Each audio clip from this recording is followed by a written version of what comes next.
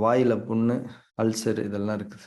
அதுக்கு காரணம் என்னன்றத அவங்க கிட்ட பேசும்போது என்ன சொல்றாங்க அப்படின்னா, அவங்க வந்து சாப்பிடும்போது ஒரு பரபரப்பு, ஒரு பொறுமை கிடையாது. கடகடன்னு சாப்பிட்டு போறாங்க. நின்னுட்டே சாப்பிடுறாங்க. ஏன்னா அவங்க தொழில் அந்த மாரி இருக்குது.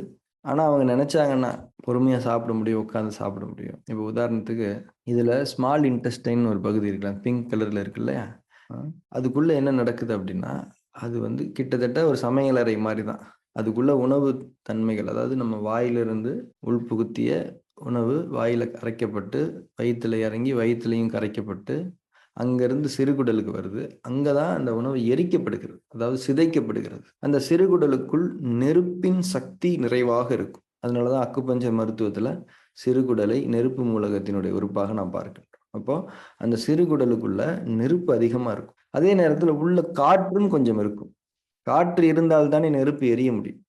சிறுகுடலுக்குள் நெருப்பு அதிகமாக இருக்க வேண்டும், காற்று குறைவாக இருக்க வேண்டும். இதுதான் அந்த உறுப்புக்கான பேலன்ஸ்.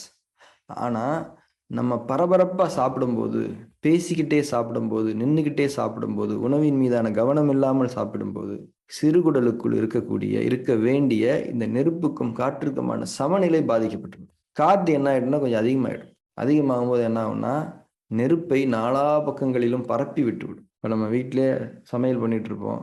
ஜன்னல்லேருந்து காத்து வந்துச்சுன்னா, அந்த அடுப்புலேருந்து நெருப்பு அப்படியே டைவர்ட் ஆகும். இல்லாட்டி ஆஃப் ஆயிடும். 2 நடந்தாலும் பிரச்சனை தான்னு வச்சுக்கோங்களேன். அப்ப இந்த நெருப்பில் நிகழக்கூடிய, காற்றினால் நிகழக்கூடிய இந்த சமநிலை மாற்றம் தான் குடல்களில் ஜீரண குறைபாடுகளை ஏற்படுத்தி, ஐபிஎஸ்ன்னு ஒரு கம்ப்ளைண்ட் வருதா இல்லையா? அந்த கம்ப்ளைண்ட் காரணமே இந்த காற்று வெப்ப சமநிலை சிறுகுடலில் பாதிக்கப்படுவது தான். வாய்ப்புண்கள் ஏற்படுவதற்கும் இதுதான் காரணம். ஏன் வாய்ப்புண் ஏற்படுதுன்னா, குடல்ல புண் ஏற்பட்டுருச்சு. குடல்ல புண்ணு ஏற்பட்டிருக்கு தம்பி அப்படின்னு நமக்கு சொல்லுது வாய்ப்புண்ணு அவ்வளோதான்.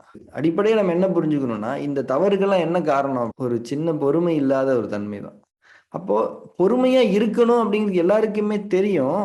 ஆனா, அந்த பொறுமைய வர வச்சுக்க முடியலையே! அதுக்கு தான் வி நீட் எ பிராக்டிஸ். உறுப்புகள் எப்படிப்பட்டதாக இருக்கின்றது? எப்படிப்பட்ட முக்கியத்துவத்தில் அவைகள் படைக்கப்பட்டிருக்கின்றன? நம்ம இந்த உடல் மீது கவனம் செலுத்த, செலுத்த இதெல்லாம் உங்களுக்கு அறிவிக்கப்பட்டுவிடும். நீங்கள் பொறுமையாக இருப்பதற்கான வலிமை உங்களுக்கு உருவாகிவிடும். நமக்கு வந்து கவனக்குறைவு தான் பிரச்சனையே.